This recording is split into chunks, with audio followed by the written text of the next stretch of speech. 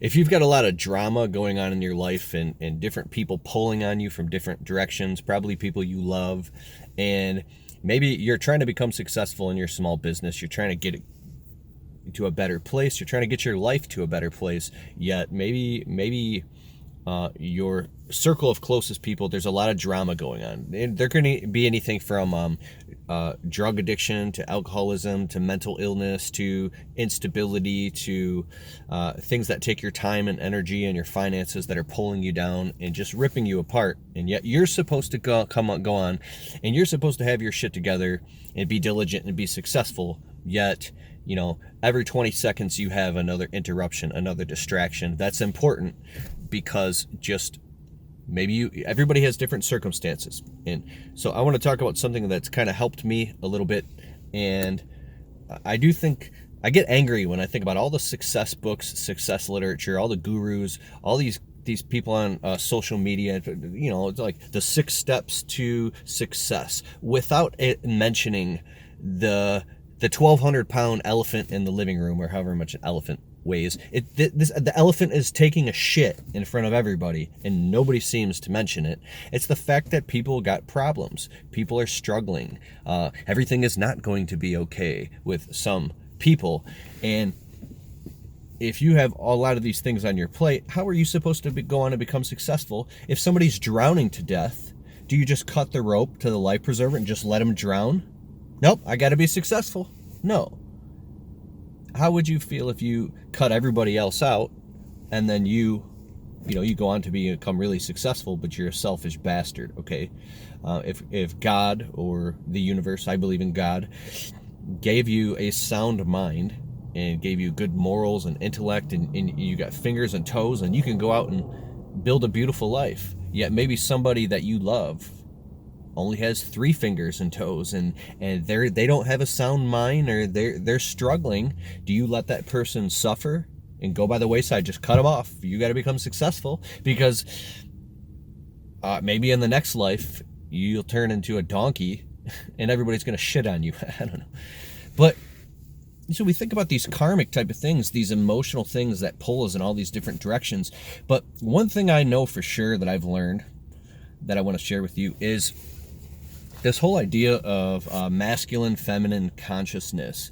So if you have a lot of emotions that trap you during the day, let's just say something happens that emotionally interrupts your pattern, and now you're in this emotional state, right? Now maybe you got to go to work. Maybe you're at work and you get a phone call that puts you in an emotional state, or something going on with your family. It's drama, right? And you have to deal with that right then and there, but then you have to go in and close this sale. You have to make money, you got to work, you got to do things, you got to keep your shit together. But you're going through this emotional drama, and then you don't perform the way that you could perform in your career because you're dealing with all this. There's something in this masculine, feminine energy. If you have all this, and I don't mean feminine by woman or masculine by man, I was just talking about energy. If you have all this energy flowing through you and you don't know how to ground it, ground that shit. If you don't know how to ground it, let it go, compartmentalize it, put it in a box, close the box, open the box you're working on right now, and work on what's right in front of you, and then get back to that later.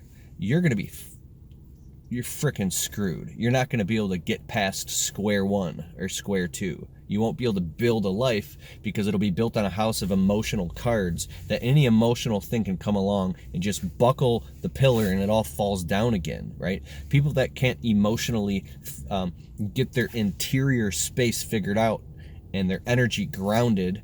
I'm speaking primarily from a masculine point of view. If you are a man who is primarily in his masculine consciousness, or you have a masculine core, but you're suffering with a feminized shell, you let people walk on you and push you over. The roles are reversed with maybe your spouse, and you're the female and you're the feminine and she's the masculine. These are touchy topics, whatever.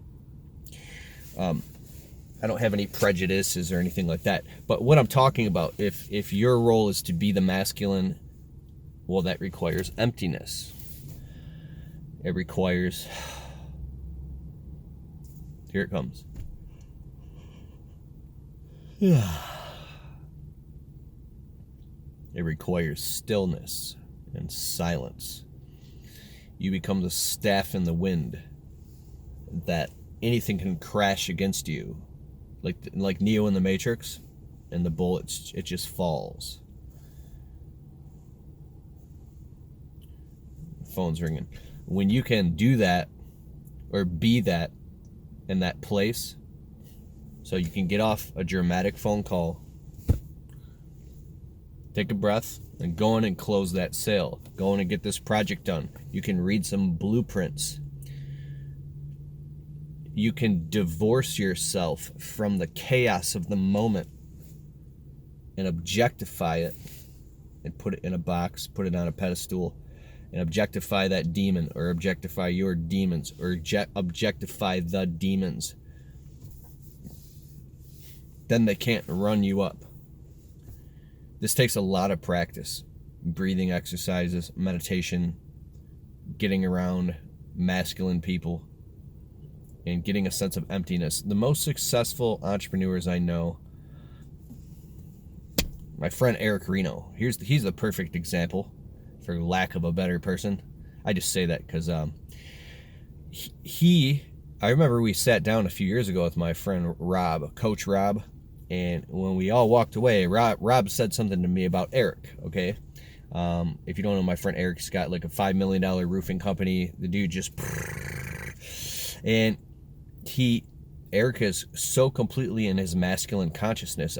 We're working on a project together, and I'm with him on Monday mornings right now. And I noticed he had a couple phone calls coming and some shit going on that would have freaked me out for like half a day.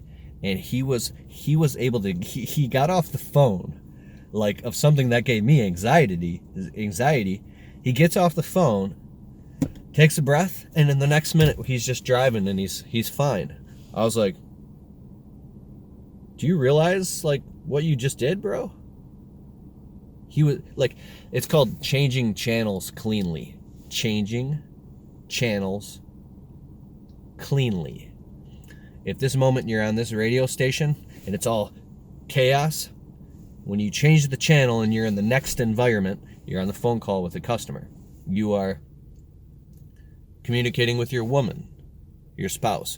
If you are, whatever it may be, if you can change the channel cleanly and you're not stuck in between all the time, because there are literally people, and maybe you watching this right now, if you have all this loose energy running through your body, you could be on all like 30 channels at once and having a meltdown. Like that could be like schizophrenia. It could drive you into being unstable, okay? Because you don't know how to deal with all the pressures of life and all the things that are required and demanded of you. And much is given, much is required. So if you want to have more things in your life, you got to take on more responsibility. And swallowing the hard, bitter pill of responsibility, you got to deal with all the shit that comes along with the things that you say that you want.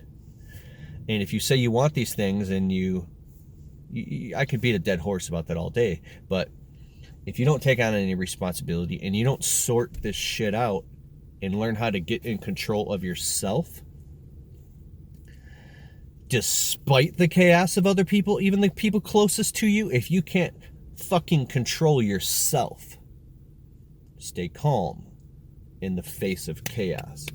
One thing specifically, if you're married, right? If you're a woman will always test her man. She's testing you. She'll crash things against you. Her energy. She'll throw all her feminine energy at you to get you off balance, because she's testing your masculine integrity.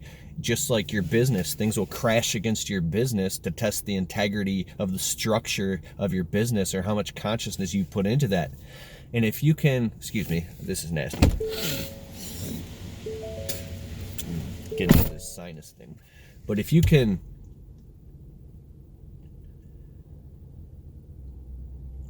have your woman crash a bunch of things against you, and you can stay very present and calm with her, and she can feel that you're feeling her, not that you're checking out emotionally and just putting up a brick wall with your eyes glazed over. It might be very painful in the moment because you're wearing her anger like a coat, and you don't let go until it's she can feel you ain't going nowhere, right? You're not gonna go run away. You're not gonna do whatever crazy shit. You are her rock, right? And it might take 10, 20, 30, 100 explosions. It might be micro explosions and macro explosions until infinity, until the day you die. But the masculine is the energy that contains the universe. No matter how many quasars and pulsars and exploding universes, the universe can contain that. It's the container until infinity. So when you are like that, like a rock, her trust will grow, right? Now same with your business. If challenges come and they crash against you and crash against your business, boom. If you start freaking out and you can't handle anything, and you're not getting back to customers, and you don't even have time to cash checks, and you start having a breakdown, like granted, if you work like 80, 90 days in a row, you're probably going to have a breakdown. But if you can't even keep your shit together 5-6 days a week, and running a business is very hard. It takes a lot of working that muscle to do that. And I don't know shit about running a big business, right? But all I'm saying is that we kind of look up to some of these entrepreneurs. Like, here's a guy, Tigran Gertz, if you ever watch his channel. Well, we look at him. He's a guy in his late 20s. And you say, this guy's running a multi-million-dollar landscaping company and all this equipment and all these guys working. How does he do that? And I think the deeper question is, how has that man developed his consciousness to the point where he can withstand that amount of pull the trigger on, make the decisions to make these things happen, right? And it's almost like you can look at it from a perspective of he's literally got a key and there's a bunch of wild bulls in cages, and he's unlocking the cages and letting the bulls run, and then can contain that type of explosion, right? That's very admirable. That's very admirable to whatever somebody, just as an example. So when you see people that are doing specific things that we look at, like how does that man, how is he so present and loving with his family, yet he can run a business, yet he's got his shit together? Oh wow, he's in shape. I'm just like being idyllic, which probably isn't too healthy. But if we look at the qualities and aspirations of things in life from a level that something we admire, we strive to be like, if those things just don't happen by osmosis, I think there's a lot of interior work that has to get done that happens behind the scenes, and a lot of intention, pain, suffering, motivations, breakdowns, discouragement, fears that go into play to carve that thing into a beautiful masterpiece, to turn coal into a diamond by pressure, right? You will become polished under the pressures that are in your life right now. If you're under a lot of pressure and you're under a lot of bullshit, you're becoming polished. This is good. The universe is set up to help you. God loves you. He's here to help you, right? And because of the people and the men and women that have died serving our country for our freedom to even be here right now, like if you start to, well, you can get angry, which is okay. Sometimes it's good to not suppress your emotions. Get angry and bang your fist down. Whatever you have to do, it's not bad or wrong, to stimulate yourself to finally get into a place of gratitude where you say, you know what, this is a big opportunity. I could pick up the phone for that person who drives me insane and say, you know what, enough. Your lack of planning is not my emergency. I love you, but you're not gonna pawn your responsibilities off on me. I got a family to take care of. Okay, this is real, right? I'm trying to save up to do this. You know what all your things are. If you can develop those healthy boundaries over time, and it'll hurt in the beginning, Draw lines in the sand. Don't tolerate certain things from yourself. If you start to act like a crybaby and a victim and you go into this cycle, how can we become aware of that? Because awareness is the key where we can finally grow up and get our shit together. And like Tony Robbins said, the highest level of evolution is contribution. I'm really, really impressed by, I know I say his name a lot, but a guy like a Joshua Latimer. Here's a guy who's got like 5 kids and 1 or 2 businesses going on. He's got a lot of shit going on, dude. And this man fires up his phone on social media and starts encouraging other people. You got this, man. You can do this. You can do this. I mean, like, and I was on the phone with him like a week ago. I was like, how do you do that? He goes, I love encouraging other people, Kalfas. I'm like, but how do you get yourself to the state of consciousness when you got all your own bullshit, your own inner dialogue going on? And I think that's a level of evolution where your intention, you have clarity around your life's purpose. When you get clarity around your life's purpose, it gets a little bit easier to cut all the fat and sort out all the bullshit. Nope. That doesn't have anything to do with you and me right now. It doesn't have anything to do with this box. The clearer you can get with that and the more you can stand your ground is the more people will start to respect you. Is the more you'll respect yourself, your self-esteem goes up. And you know what's funny? Your bank account goes up too. Because this is serious shit, dude.